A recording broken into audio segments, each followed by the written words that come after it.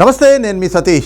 ఎన్నికలకి కొద్ది రోజుల ముందు జగన్మోహన్ రెడ్డి ప్రభుత్వం అమల్లోకి తెచ్చినటువంటి ఒక కొత్త చట్టం ప్రస్తుతం ఆంధ్రప్రదేశ్ని, రాష్ట్రాన్ని కుదిపేస్తూ ఉంది. రాష్ట్రంలో ఉన్నటువంటి ప్రజల్ని కూడా భయకంపితుల్ని చేస్తూ ఉంది, భయప్రాంతులకి గురి చేస్తూ ఉంది. మరి ఆ చట్టం ఏమిటి అంటే ల్యాండ్ టైటిలింగ్ యాక్ట్. ఈ ల్యాండ్ టైటిలింగ్ యాక్ట్ ఏదైతే వచ్చిందో దానిపైన ఇటీవల ప్రజల్లో కూడా ఎలాంటి అనుమానాలు, అపోహలు, ఎలాంటి భయాందోళనలు రేకెత్తున్నాయనేటువంటిది మనం ప్రత్యక్షంగా చూసాం. ఏదైతే కడప జిల్లా, జగన్మోహన్ రెడ్డి సొంత జిల్లా పులివెందుల, తన సొంత నియోజకవర్గంలో జగన్మోహన్ రెడ్డి సతీమణి ఆయన కోసం ఎన్నికల ప్రచారం చేస్తూ ఉంటే ఆయన పార్టీకి చెందినటువంటి ఒక మాజీ సర్పంచ్ ఆయన వెళ్ళి భాస్కర్ రెడ్డి అనేటువంటి వ్యక్తి ముఖ్యమంత్రి సతీమణి వైఎస్ భారతిరెడ్డిని అడిగాడు, అమ్మా ఏమిటి మా పాస్ పుస్తకాల మీద నీ భర్త ఫోటో ఏమిటి, ఆ ఫోటోలు తీయించమని చెప్పి నువ్వు చెప్పు మీ ఆయనకి అని చెప్పారు. కారణం ఏమిటి అంటే ఈ చట్టం అంటూ ఏదైతే ల్యాండ్ టైటిలింగ్ యాక్ట్ అనేటువంటి చట్టం అమల్లోకి వచ్చిందో అప్పటి నుంచి కూడా ప్రజలు భయపడిపోతా ఉన్నారు. కారణం ఏమిటి అంటే ఆ చట్టంలో పెట్టినటువంటి అంశాలు అటువంటిది. వాస్తవానికి ల్యాండ్ టైటిలింగ్ యాక్ట్ అనేటువంటి చట్టం అమల్లోకి తెచ్చాక అందులో ఉన్నటువంటి అంశాలు చూస్తే 100 ఏళ్ల నుంచి ఏదైతే గనక ఆస్తులు వివాదాల్లో ఉండిపోయినాయో, డిస్ప్యూట్స్లో ఉండిపోయినాయో, ఆ ఆస్తులన్నింటినీ కూడా అంటే ఆ డిస్ప్యూట్స్ని క్లియర్ చేయడానికి ఈ చట్టాన్ని తెచ్చాము అని చెప్పి జగన్మోహన్ రెడ్డి చెప్తా ఉన్నాడు. కానీ అది వాస్తవం అంటే కాదు. ఈ రోజున ప్రతిపక్షాలు ఏవైతే చెప్తా ఉన్నాయో, ప్రజా సంఘాలు ఏవైతే చెప్తా ఉన్నాయో, న్యాయ వర్గాలు, న్యాయ నిపుణులు ఏవైతే చెప్తా ఉన్నాయో, ఇది ఒక నల్ల చట్టం. ఏదైతే ల్యాండ్ టైటిలింగ్ యాక్ట్ అనేటువంటిది ఉందో అదొక నల్ల చట్టం. కారణం ఏమిటి అంటే ఈ చట్టం ద్వారా ప్రజల ఆస్తులు కొల్లగొట్టేటువంటి ప్రమాదం పొంచి ఉంది, ప్రజల ఆస్తులని హస్తగతం చేసుకునేటువంటి ప్రమాదం ఉంది. ఏ విధంగా అంటే మనకి ఏదైనా కూడా ఒక సమస్య వచ్చింది, మన ఆస్తికి సంబంధించినటువంటి సమస్య, ఆ సమస్య వస్తే, తగాదా ఏదైనా వస్తే, డిస్ప్యూట్ వస్తే ఏం చేస్తాం? న్యాయస్థానాలను ఆశ్రయిస్తాం. కానీ ఈ ల్యాండ్ టైటిలింగ్ యాక్ట్ అనేటువంటి చట్టం ఏదైతే వచ్చిందో ఈ చట్టం ద్వారా మనం ఆ హక్కును కోల్పోతాం. రేపొద్దున ఎవడో ఎక్కడి నుంచో వస్తాడు, ఓ దొంగ సర్టిఫికెట్లు, దొంగ డాక్యుమెంట్లు తెస్తాడు, తీసుకొచ్చి వెళ్ళి సబ్ రిజిస్ట్రార్ ఆఫీస్లో ఈ భూమి నాది, ఇదిగోండి పత్రాలని చెప్పి వాడి పేరు మీద రిజిస్ట్రేషన్ చేయించుకుంటాడు. ఆ తర్వాత వచ్చి మన దగ్గర కబ్జా కూర్చుంటే మనం కోర్టుకి వెళ్ళడానికి కూడా ఉండదు. పోలీస్ స్టేషన్కి వెళ్తే పోలీసులు ఏం చెప్తారు? అంతా జగన్మోహన్ రెడ్డి పోలీసులే కదా, నువ్వు సబ్ రిజిస్ట్రార్ ఆఫీస్కి వెళ్ళు అంటారు. సబ్ రిజిస్ట్రార్ ఆఫీస్కి వెళ్ళాక అక్కడ ఉన్నటువంటి నోడల్ అధికారి, ఇప్పుడు కొత్తగా జగన్మోహన్ రెడ్డి ప్రభుత్వం ఎవరినైతే నియమించిందో ఈ అధికారులు ఏం చెప్తారు? నేను విచారణ జరిపిన తర్వాత అప్పుడు చెప్తా అంటారు. ఆ విచారణ 10 ఏళ్ళు ఎంత అవుతుంది, అప్పటి వరకు ఎవరైతే వచ్చి ఈ కబ్జా పెట్టాడో అతను ఈ ఆస్తిని ఎంజాయ్ చేస్తూ ఉంటాడు. కానీ అసలైనటువంటి హక్కుదారుని అయినటువంటి నేను నా ఆస్తి మీద హక్కు కోల్పోతాను.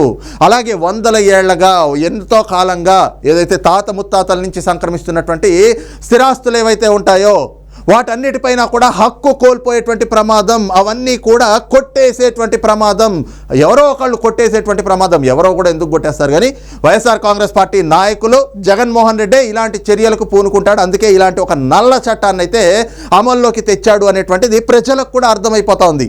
అందుకే భాస్కర్ రెడ్డి అనేటువంటి వ్యక్తి భారతిరెడ్డి దగ్గరికి వెళ్ళి ఇదే మాట అడిగాడు.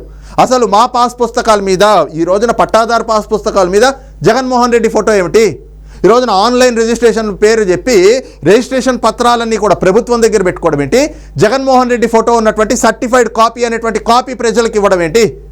నేను ఒక భూమి కొనుక్కుంటే, నేను పొలం కొనుక్కుంటే, నేను ఇల్లు కొనుక్కుంటే ఆ ఇల్లు నా పేరు మీద ఉండాలి. అది 100 రూపాయల ఏదైతే స్టాంప్ పేపర్ ఉంటుందో ఆ స్టాంప్ పేపర్ మీద ఉండాలి. ఆ స్టాంప్ పేపర్లో నా పేరు ఉండాలి.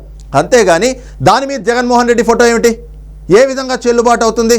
దాన్ని గతంలో మనం చూసాం కదా, ఏదైతే ఇళ్ల పట్టాలు ఇస్తున్నామని చెప్పి జగన్మోహన్ రెడ్డి ఫోటో వేసి ఇళ్ల పట్టాలు ఇస్తే అవి తీసుకుని బ్యాంకుకి వెళ్తే బ్యాంకు వాళ్ళు మహిళలకి ఆ పత్రాలు వెనక్కి ఇచ్చి ఇవి చెల్లుబాటు కావు, మీకు దీని మీద రూపాయి కూడా రాదు అంటే జగన్మోహన్ రెడ్డి ఫోటోతోటి పత్రాలు తీసుకెళ్తే నాలికి గీసుకోవడానికి కూడా పనికిరావు అని చెప్పి బ్యాంకు వాళ్ళే చెప్పేసినటువంటి సందర్భాలు కూడా మనం చూసాం. ఈ క్రమంలో దీనిపైన పెద్ద ఎత్తున చర్చ జరుగుతూ ఉంది. ఈ రోజున ల్యాండ్ టైటిలింగ్ యాక్ట్ కానీ, పట్టాదార్ పాస్ పుస్తకాలు కానీ, రిజిస్ట్రేషన్ సర్టిఫికెట్లు కానీ, వీటన్నిటిపైన ఈ రోజున సరిహద్దు రాళ్లపైన కూడా జగన్మోహన్ రెడ్డి ఫోటో వేసుకుంటా ఉన్నాడు.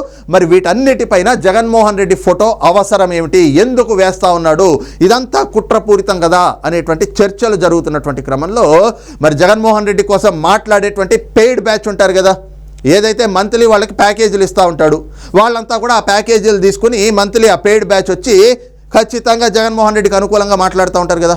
అలా మాట్లాడడానికి అని చెప్పి ఒక మేధావి ఈ రోజున ఇదిగోండి ఈ విధంగా ఒక స్టూడియోలో ఒక ఛానల్లో కూర్చుని మాట్లాడుతూ ఉన్నాడు. ఏం మాట్లాడుతున్నాడు విందాం. జగన్మోహన్ పాస్ భూమి నాది, పుస్తకం నాది, మధ్యలో జగన్మోహన్ రెడ్డి ఫోటో అయింది. కానీ జగన్ అన్న ఆయనకు మనసులో ఉండేటువంటి మాటే బయటకు వచ్చింది.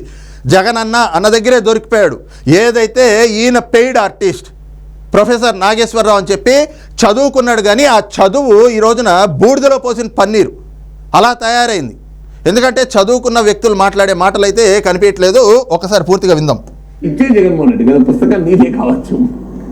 చూడండి, మళ్ళీ విందాం. జగన్మోహన్ భూమి నాది, పుస్తకం నాది, మధ్యలో జగన్మోహన్ రెడ్డి ఫోటో అయింది. కానీ ఇచ్చేది జగన్మోహన్ రెడ్డి కదా, పుస్తకం నీదే కావచ్చు. ఇచ్చేది రాష్ట్ర ప్రభుత్వం కదా. మరి ఉదాహరణకు నీకు బర్త్ సర్టిఫికేట్ ఇస్తారు. నా బిడ్డ బర్త్ సర్టిఫికేట్ మీద ఆ మున్సిపాలిటీ సంతకం అయింది అని అనొచ్చా? వాడేవాడు సంతకం పెట్టాడు మున్సిపాలిటీ, నా బిడ్డ సర్టిఫికేట్ ఇది అంటే ఎట్లా లాజిక్ ఉంటుందా? దానికి ఏమైనా నీ బిడ్డ సర్టిఫికేట్ మీద కూడా మున్సిపాలిటీ పెడితే అది చెల్లుతుంది, అవునా కదా? వాస్తవమే. డెత్ సర్టిఫికేట్ ఉంటుంది. అంటే సచ్చింది మా ఇంటోడు కదా, నువ్వు సర్టిఫికేట్ ఇచ్చడానికి అంటే డెత్ సర్టిఫికేట్ ఇవ్వాల్సిన మున్సిపాలిటీ వాళ్ళు ఇస్తేనే చెల్లుతుంది, లేకపోతే చెల్లదు. ఎవరు కాదంటున్నారు? మనం అనగలమా? 10th class certificate SSC board ఇస్తుంది, పరీక్ష రాసింది నేను, మార్కులు తెచ్చుకుంది, మరి నువ్వు కూడా సర్టిఫికేట్ ఇచ్చడానికి అంటే 10th క్లాస్ బోర్డు వాడు ఎస్ఎస్సి బోర్డు వాడు చెప్పండి సర్టిఫికేట్ ఆ చెల్లుతున్న సర్టిఫికేట్ నువ్వే రాసుకో. మార్కులు చదువు చెప్పింది నేను, పరీక్ష రాసింది నా విద్యార్థి, మార్కులు వచ్చింది నా స్కూల్లో, నేనే ఇస్తాను హెడ్ మాస్టర్ అంటే నడుతుందా, చెల్లుతుందా? అందువల్ల ఇప్పుడు రాష్ట్ర ముఖ్యమంత్రి ఫోటో ఎందుకు అన్నదానికి మరి ఆ సంతకం ఎవరుతుందని చెప్పండి. సంతకం రాష్ట్ర ప్రభుత్వ అధికారికి ఉంటుందా ఉండదా? పట్టదా? రైట్. ఇక్కడ పాయింట్కి వచ్చాడు ఈయన. ఏం చెప్తా ఉన్నాడు? సంతకం ఎవరిది ఉంటుంది? ఏదైనా కూడా పట్టాదారు పాస్ పుస్తకం పైన కానీ లేదంటే కనుక ప్రభుత్వం ఏవైనా కూడా ఇస్తే, జీవోలు కానీ అలాంటివి ఇస్తే వాటి మీద సంతకం ఎవరిది ఉంటుంది? ముఖ్యమంత్రిది ఉండదు కదా, ప్రభుత్వ అధికారులది. ఒకవేళ పట్టాదారు పాస్ పుస్తకం అయితే అక్కడ స్థానికంగా ఉండేటువంటి మండల్ రెవెన్యూ ఆఫీసర్ది ఉంటుంది, ఆ మండలానికి సంబంధించినటువంటి ఎంఆర్ఓది ఉంటుంది. కేవలం ఎంఆర్ఓ సంతకం పెడితే సరిపోయిందా? కాదు కదా. ఎంఆర్ఓ సంతకం ఎందుకుంటుంది అంటే ఎంఆర్ఓ అనేటువంటి వ్యక్తి ప్రభుత్వంలో అంతర్భాగం, ప్రభుత్వ ఉద్యోగి. ఆయనకి 30 ఏళ్ళు 35 ఏళ్ల పాటు సర్వీస్ ఉంటుంది. చదువుకుని ఆయన ఏదైతే గనక ఆ పదవికి కావాల్సినటువంటి అంటే ఆ పోస్ట్లోకి రావడానికి అర్హతలు పొంది ప్రభుత్వ ఉద్యోగిగా ప్రభుత్వంచే నియమింపబడి వచ్చినటువంటి వ్యక్తి. అక్కడ ఏది జరిగినా కూడా అతని వల్ల ఏదైనా తప్పిదం జరిగినా బాధ్యత ప్రభుత్వం తీసుకుంటుంది. కాబట్టి అతనికి సంతకం చేసేటువంటి అథారిటీ ఇచ్చింది. మరి ముఖ్యమంత్రి ఎందుకు పెట్టాడు సంతకాలు? ప్రభుత్వ జీవోల మీద ముఖ్యమంత్రి సంతకం ఎందుకు పెట్టాడు? ఎందుకంటే ముఖ్యమంత్రి కేవలం కస్టోడియన్ మాత్రమే. 5 ఏళ్లు పరిపాలన చేయడానికి ప్రజలు అతనికి అధికారం ఇచ్చారు తప్పితే సంతకాలు చేసేటువంటి అధికారం కూడా ముఖ్యమంత్రికి లేదు. ఏ ఒక్క జీవో అయినా కానీ ఏ ఒక్క ఫైల్ అయినా కానీ చూడండి, ఈ రోజున ఏ సంతకమైనా కూడా ప్రభుత్వ అధికారిగా చీఫ్ సెక్రటరీ, రాష్ట్ర ప్రధాన కార్యదర్శి ఎవరైతే ఉంటారో ఆయన సంతకం చేస్తాడు. ఐఏఎస్లు ఐపీఎస్లు ఈ అధికారులు సంతకం చేస్తారు. అంతే తప్పితే అధికారులు ఉద్యోగుల సంతకానికైనా విలువ ఉంటుంది. కానీ ముఖ్యమంత్రి గనక ఒక ఫైల్ మీద ఒక జీవో మీద సంతకం పెడితే ఆ జీవో చెల్లుబాటు అవ్వదు. మరి ఆ విషయం గుర్తులేదు ఆయనకి. లాజిక్ మాట్లాడుతూ ఉన్నాడు. అరే నాకు బిడ్డ పుడితే మున్సిపాలిటీ వాడు ఎవడు నాకు సర్టిఫికెట్ ఇవ్వడానికి అని ఎవరైనా అడుగుతారా ఈ మాట అని చెప్పేసి అని అడుగుతా ఉన్నాడు.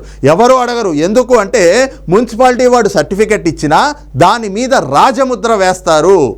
జగన్మోహన్ రెడ్డి ఫోటో వేస్తే ఆ బర్త్ సర్టిఫికేట్ చెల్లదు. ఎందుకంటే 5 ఏళ్ల తర్వాత జగన్మోహన్ రెడ్డి దిగిపోతున్నాడు. రేపు జగన్మోహన్ రెడ్డి దిగిపోయాక పాస్ పుస్తకాల మీద జగన్మోహన్ రెడ్డి ఫోటో ఎందుకు చెల్లుబాటు అవుతుంది?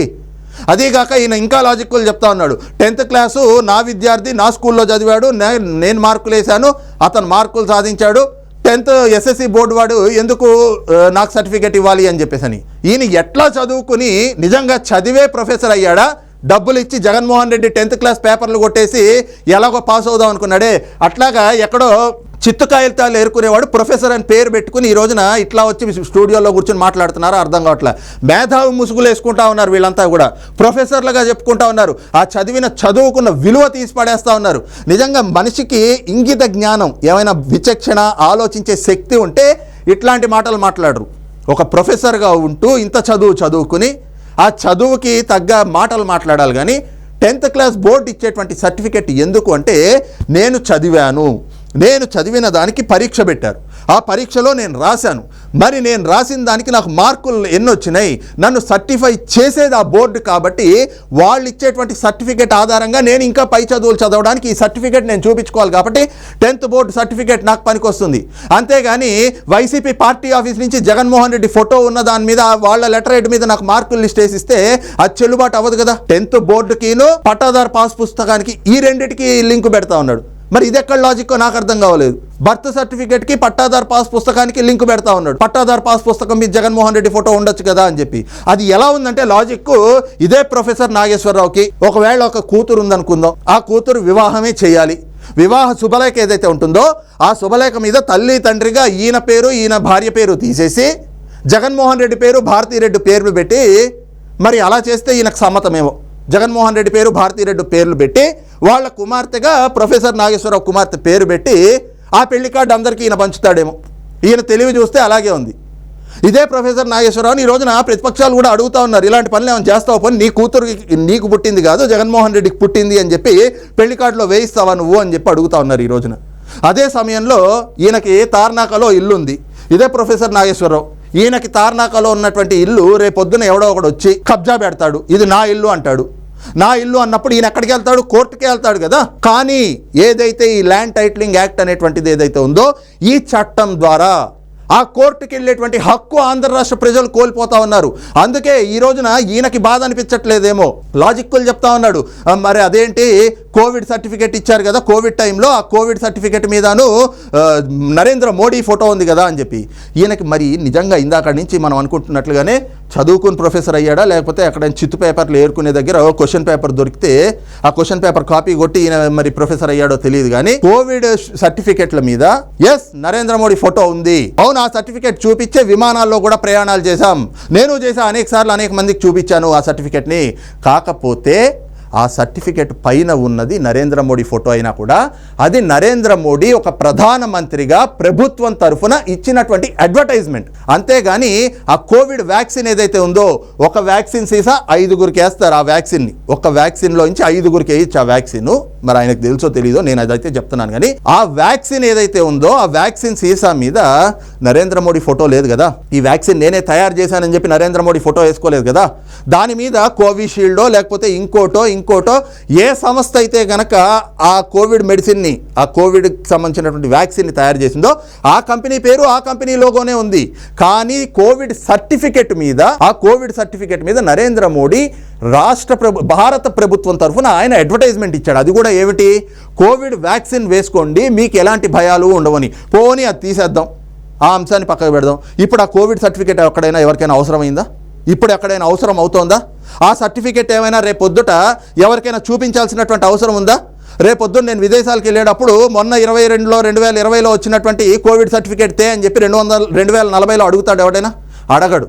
కానీ పట్టాదార్ పాస్ పుస్తకం అనేటువంటిది జీవితాంతం మనతోటే ఉంటుంది.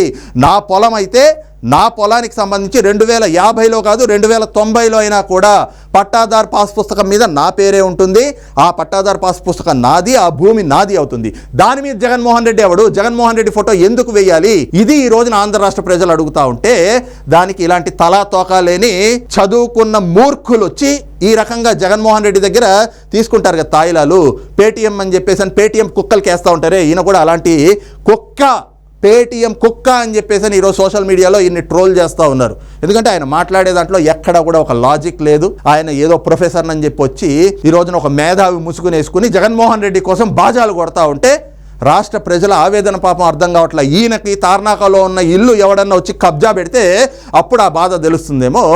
కానీ ఆంధ్రప్రదేశ్లో మాత్రం ఈ ల్యాండ్ టైటిలింగ్ యాక్ట్ అనేటువంటిది ఒక నల్ల చట్టం. అందుకే న్యాయవాదులు కూడా చాలా కాలంగా తమ విధులు బహిష్కరించి ఇప్పటికీ కూడా ఈ చట్టాన్ని రద్దు చేయాలి అంటూ తమ పోరాటాన్ని చేస్తూ ఉన్నారు. కూటమి కూడా, తెలుగుదేశం పార్టీ కూడా రేపు అధికారంలోకి వచ్చాక మొట్టమొదటి సంతకం ఈ ల్యాండ్ టైటిలింగ్ యాక్ట్ అనేటువంటి నల్ల చట్టం ఏదైతే ఉందో ఆ చట్టాన్ని రద్దు చేసే దాని మీద సంతకం చేస్తామంటూ కూడా వాళ్ళు ప్రజలకి భరోసా ఇస్తూ ఉన్నారు. అందుకే ప్రజలందరూ కూడా ఈ రోజున కూటమి అభ్యర్థులకి బ్రహ్మరథం పడతా ఉన్నారు. ఎందుకంటే వాళ్ళ ఆస్తులు వాళ్ళు కాపాడుకోవాలి అంటే ఇలాంటి నల్ల చట్టాలు తెచ్చేటువంటి వ్యక్తులు జగన్మోహన్ రెడ్డి లాంటి వాళ్ళు, జగన్మోహన్ రెడ్డికి వంతపాడేటువంటి ఇలాంటి పేటీఎం స్టార్స్ వీళ్ళంతా కూడా ఇలాంటి వాళ్ళు ఎంతమంది వచ్చినా ప్రజల నుంచి కాపాడడానికి కూటమి లాంటి అభ్యర్థులు, కూటమి నాయకులు కూడా ఉంటారు.